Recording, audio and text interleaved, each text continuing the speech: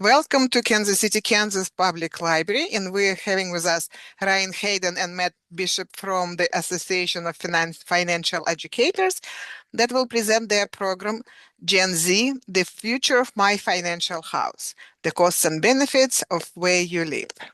Ryan? All right. So what we really want to do, and Don, I don't know what all you do and don't know. I'm just gonna go through the presentation, and if we're like dragging through things you already know, you can just kind of hop on and say, hey, skip that part. But No, it's all good. okay. The owning renting thing, of course, that is largely what is better for an individual.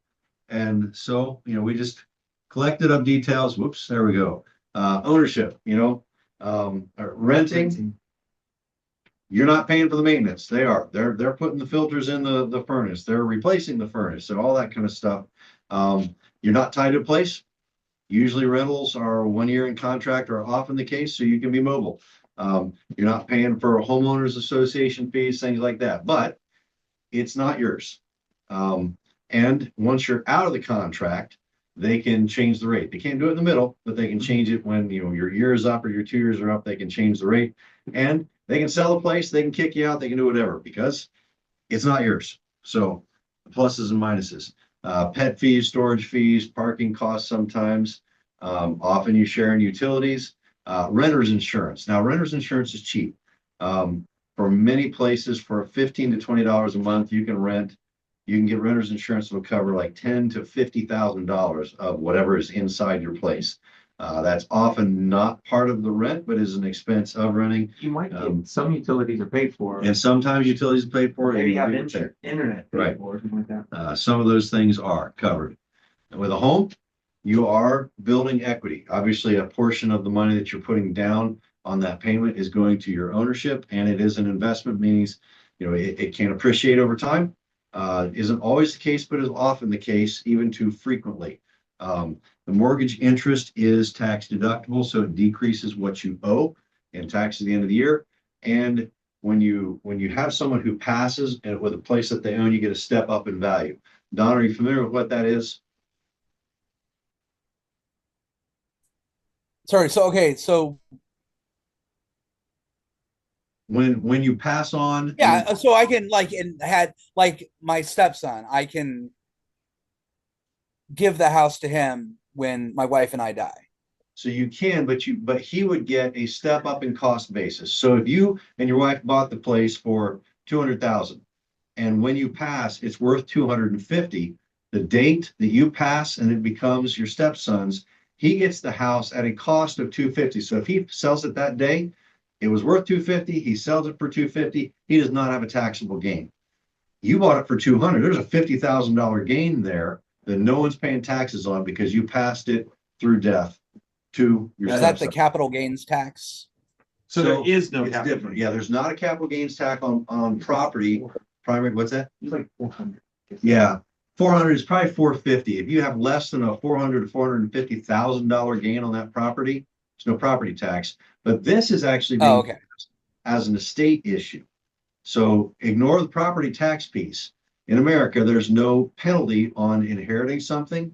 And what you're getting is that cost basis. So you pay a potential gain on the cost of something sold that's not your primary dwelling. So if he flipped it as not his primary dwelling, that increased cost basis due to what it was worth at your date of death means all the gain that you and your wife put into it in value, he doesn't pay the gain on all that you put into it, just the gain that he experienced. So owning a home is an efficient way to pass assets, yes, at your death. Okay. Better example, Step over here so you can see it too. better example, your parents bought a house for $50,000. It's now worth 175. When you inherit it, you don't pay the difference between 50 and 100. You don't pay 100 taxes on $125,000 of gain.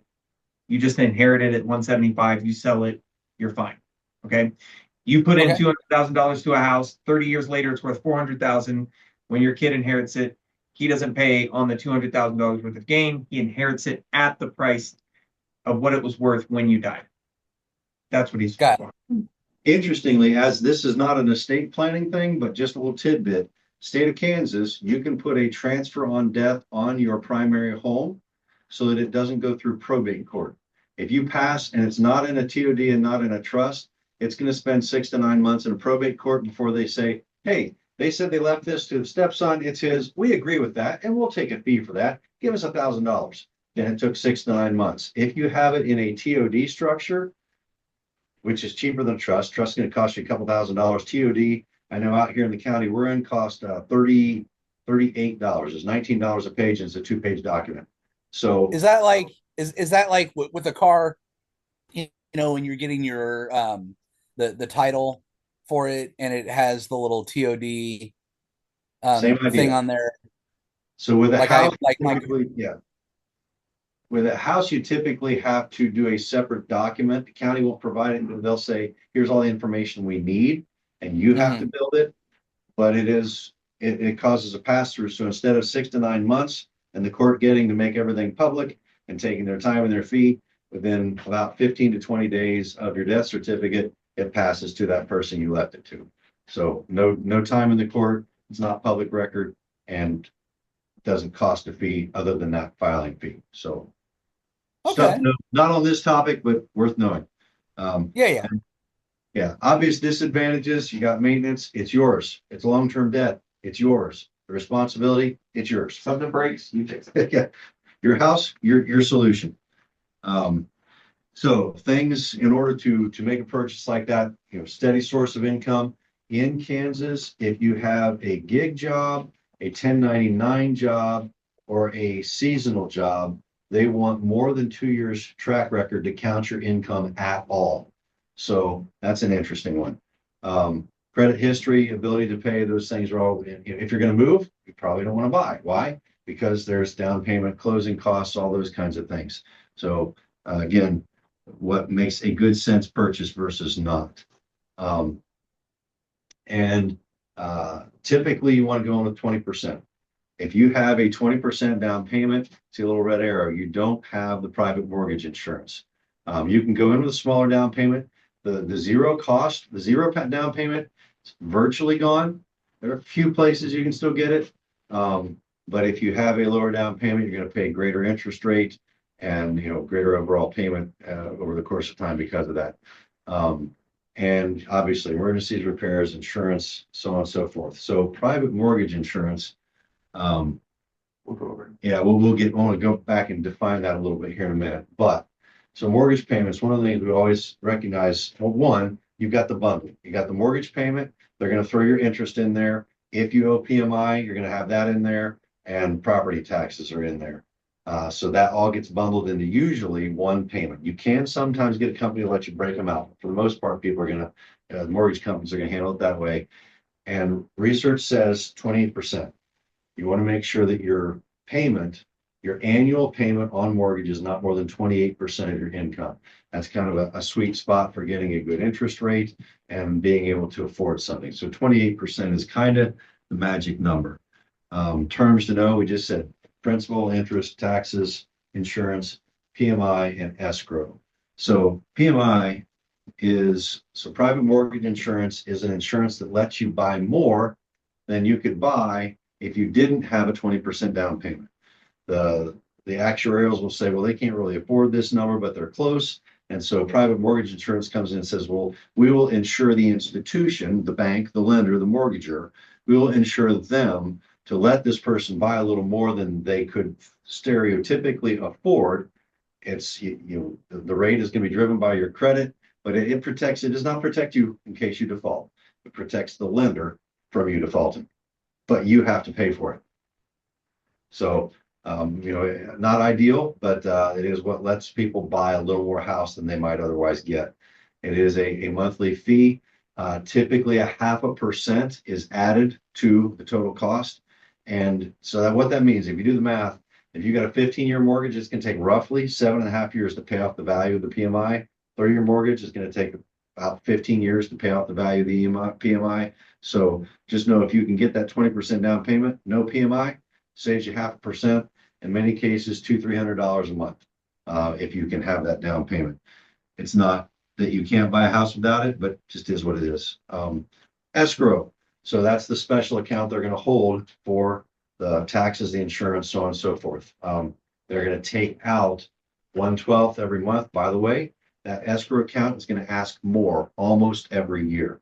Because property values, most counties think their property is worth more the next year rather than the last year. So they raise taxes. So that increased tax number goes into the escrow. The escrow says, hey, you're under your amount. How much more do you want to pay us? You want to spread it out over the year? You want to give us a lump sum to catch you back up?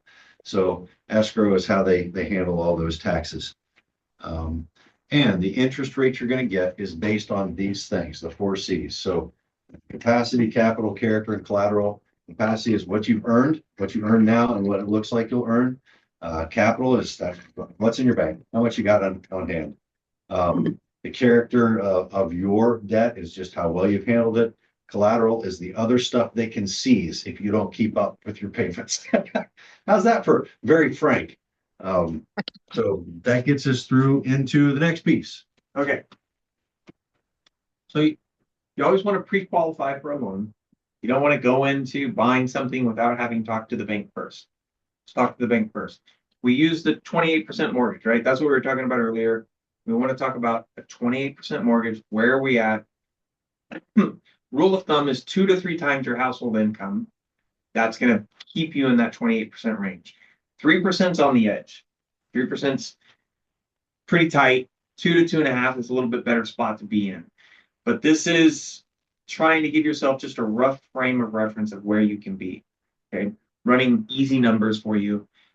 This is still all about what you can afford. So, mortgage terms, 15-year or 30-year mortgage. 15-year is you're going to pay less over 15 years, just in terms of interest. You're going to build equity faster, but you will have a higher payment. At a higher interest rate, you'll generally have a lower interest rate, but you'll have a higher payment. That's just the way that's going to work. 30-year is going to be easier to pay because you have a lower monthly payment, but you're going to end up paying more. So let's look at this little spreadsheet here. So if you're getting the same value of house, $245,000, which by the way is our I went the wrong way. It is our 2.5% range, right? 245,000. We put down 20%, 49,000, and we have a loan amount of 196. Our rate for a 30-year right now is 6.98. For a 15-year, 6.4. So a little bit lower interest, and our monthly payment is going to be a little bit higher. You see, that's $400 a month higher monthly payment for the 15-year of the 30, which is just a little bit under $5,000 a year, right? So around $5,000 a year in this example. But look at total interest paid. For a 15-year, total interest paid $109,000, and for a 30, $272. So if you can afford the payment, 15 years better. Now, let's say you can't afford the payment for $245. You know what you could do? You could drop it down to $196 as your home value. The same 20% down payment and then your loan value. You could always bring down the size of house you want to get so that you could do the 15. It is going to end up being a better deal for you. That doesn't mean that's what you want or what works for you. That's just the numbers. Both of these include $2,700 a year in property tax and $3,400 a year in homeowners insurance. $3,400 is the average for Kansas. That's why we picked that number. Property tax, $2,700 was another average. So just some average pieces here. Okay, so we talked about a 15-year and a 30-year. What kind of rates do we have? We can get a fixed rate or an adjustable, an ARM. So the fixed rate is going to be pretty straightforward, right? That 6.9, I think it was 6.98. Oh, I keep doing that the wrong way. Sorry. 6.98. That's a fixed rate. Okay. 6.98 is kind of high right now, right? What if I don't want to do 6.98? Well, so the other thing I could do is I could go to an adjustable rate mortgage. With that adjustable rate, that means that I'm going to get what the rate is right now, but however often that rate reassesses, I'm hoping that with interest rates coming down, my mortgage rate will come down so that I can get what it is now, but it'll slowly come down. Okay. Let's say it readjusts every year. Then hopefully every year I'm getting a better rate. Now it could go up. So we're kind of on the hook, and it just depends on your buying time. If mortgages are 5%, 4%, you get the fixed rate. If they're high and you think we're headed into a spot where inflation is coming down, interest rates are coming down, you go with an ARM. It just depends on where you're at. I would think right now, I'd probably pick an ARM right now if I was the new home buyer. Okay, other mortgage options: interest-only mortgage and a biweekly payment mortgage. Let's look at the biweekly first. The biweekly payment means that you're going to have 2 extra payments a year. That will take that 30-year mortgage and shrink it up a little bit. It won't shrink it up by 15 years. It's not the same as a 15-year mortgage, but it will shrink it up because those 2 extra payments are going, if you make 2 extra payments, you could be sending those straight to principal, which will shrink the amount of time. It just makes 30 years a little bit shorter, makes the interest rate less. Anytime you can kick extra money straight to principal, you're going to do a little bit better. So biweekly is not bad. Interest-only mortgage.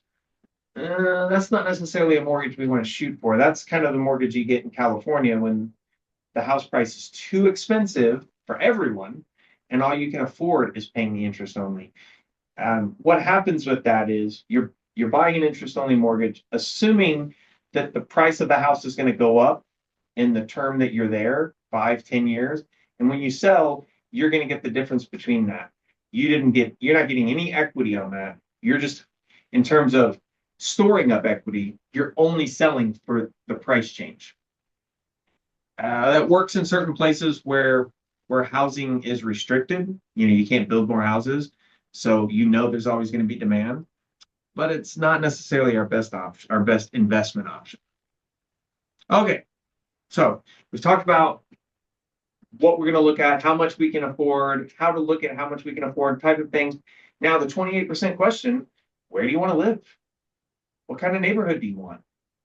What type of schools do you want? How much space do you need? What you're going to do is start shopping and comparing.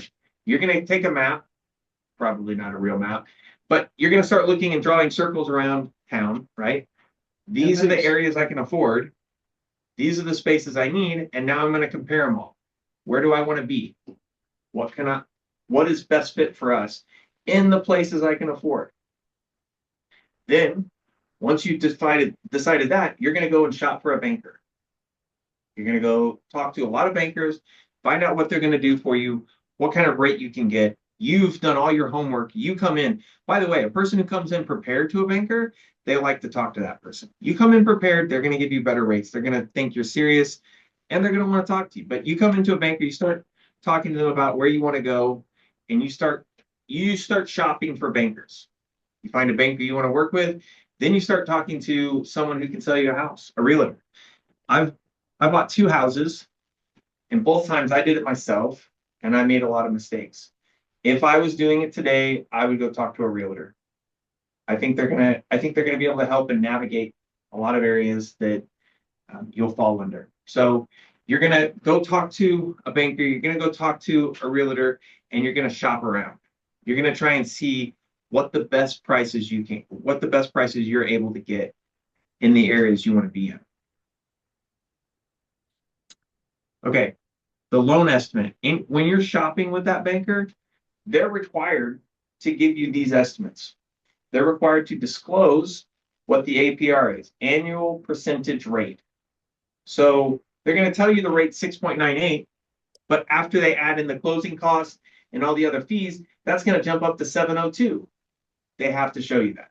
Truth in lending disclosure, they have to show you what the end rate is going to be.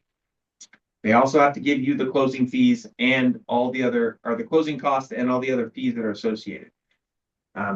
Those are places you're going to have to be. So we talked about earlier, if I can jump back up. Okay, escrow. That's paying for your taxes and insurance. They're going to show you that as well. They're going to show you what escrow is.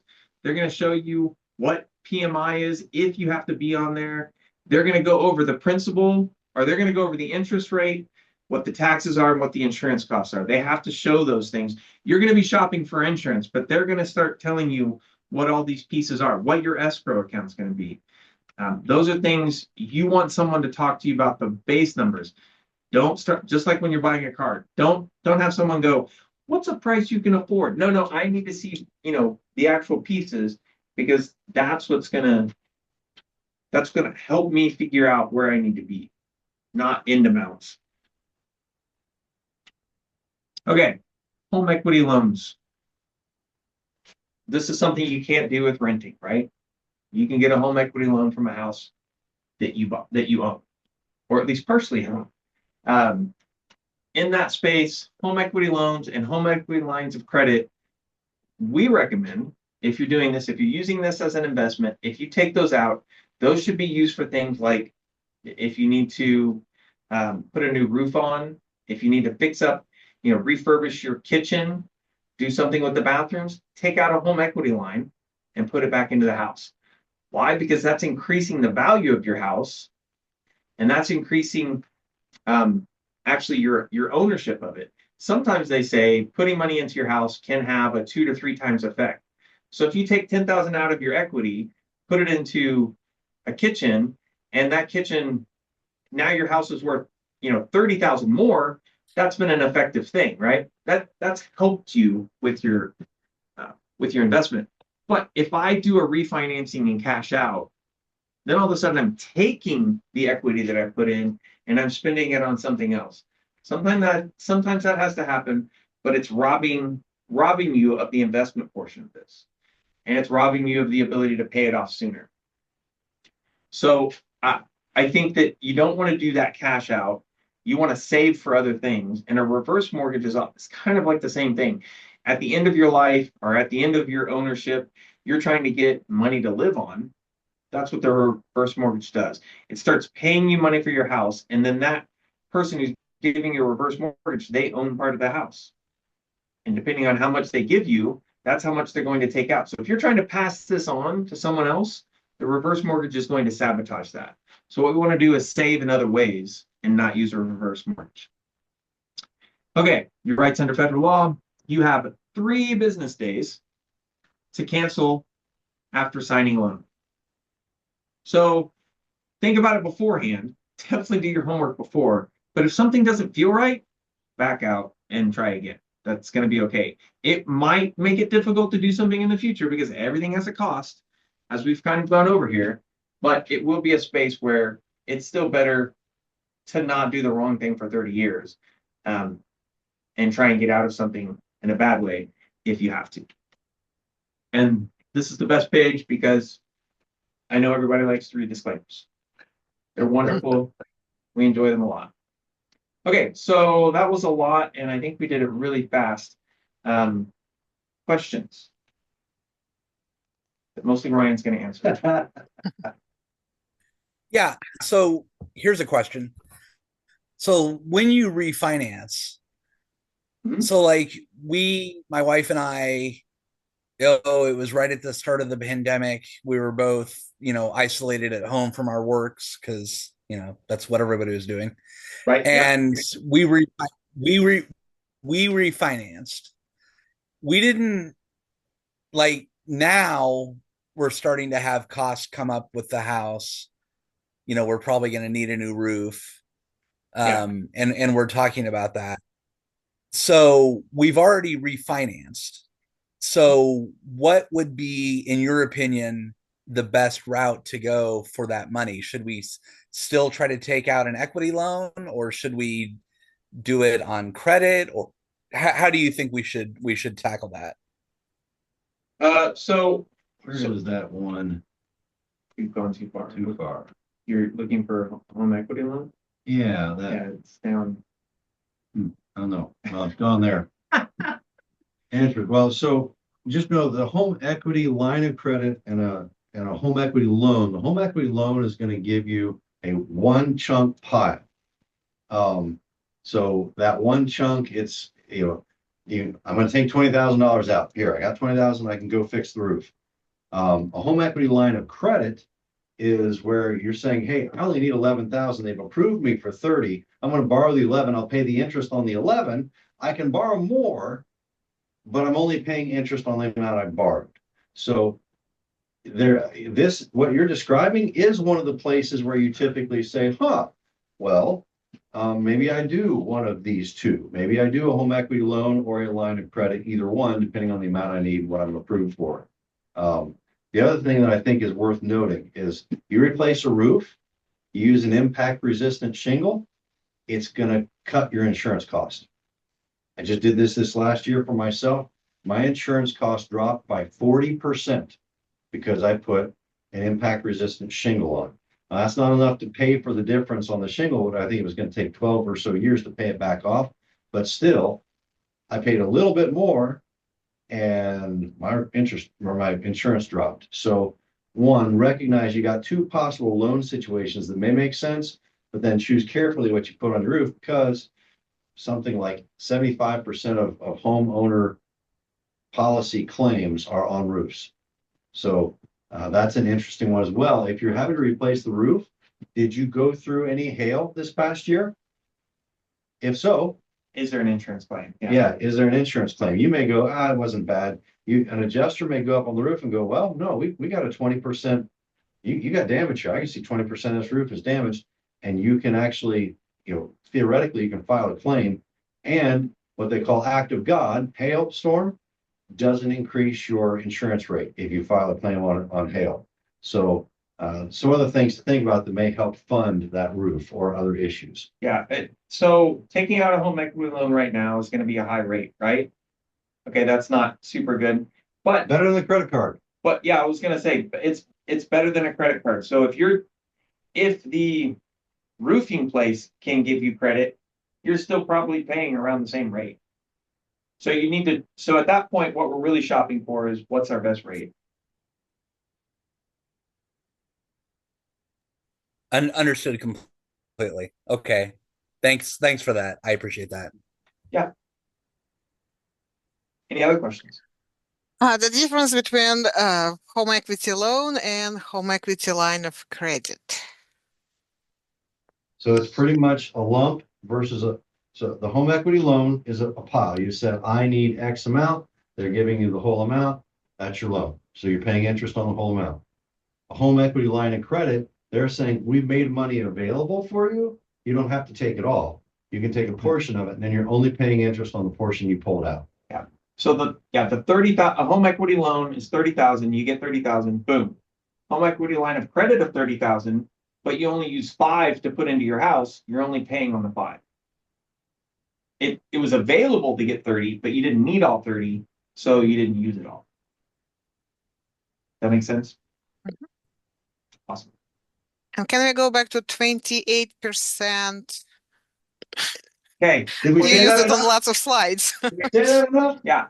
Okay. So let's go back and look at, we talked about 28% of your income is what you should use. Per year. Per year. So remember, we showed $98,000 as a household income, and this is how you're buying your house.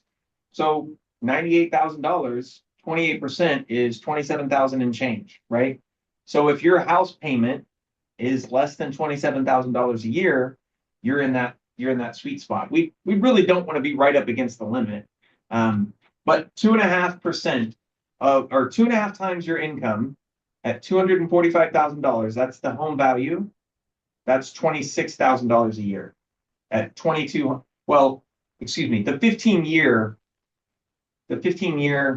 $2,200 a month. That's at $26,000. That's roughly $26,000 a year. So in that space, what we're talking about is right under that 28%, right? The $1,800 a year is even lower. So that's kind of showing you, that's really the edge of where you want to be. That's why we showed you the 2.5 times your income.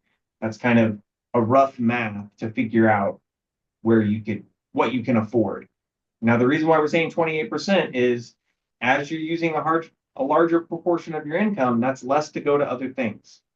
You still want to, I got to buy food. You've got to do all these other things. So you've got to keep that housing expense to a certain portion that's affordable.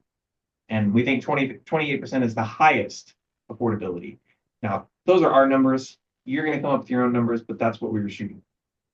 And we're talking about income before taxes or after? Yeah, that's a good question. I would say after, because you're talking about budget. Yeah. So if you take your entire annual income and you multiply it by 0.28, that is the amount of mortgage you should be willing to pay for the course of the year. And that's after tax, because again, you're talking about Take home, right? Take home. So yeah. And that's based on cost of living. Somebody who buys a $150,000 house is going to live differently than some person who buys the $350,000 house. So that 28% kind of goes with a lifestyle. And as you know, you can say, well, gee whiz, if I buy a cheaper house, I can do more than 28%. Yes, if you have the mental discipline and you're not a 28% type earner. If you earn more for a bigger house, you know, it's again very personal. But research shows that if you're spending 28% of your annual income on your mortgage, you're going to have a comfortable life. You won't be house poor. So you'll be spending all of your money on your house and not on anything else. Which is a common American thing. People want the great house and then they can't afford the car and they can't afford the clothes and they can't afford the meal out because they bought too much house. That's a common issue, particularly in more expensive communities. Thank you. Any more questions? Do you have any questions? No, actually, between what you've asked and my question, I think we've covered all the bases on anything that we had questions about. So Excellent. I think Great. we're good. But guys, thank you very much. It's a lot of great information. Yeah. Good to Thank meet you very Don. much. I see it too. Yeah. Thank you, and we will see you next time. All right. Excellent. Thank you. Thanks. Thank you. Have a good evening. Bye-bye.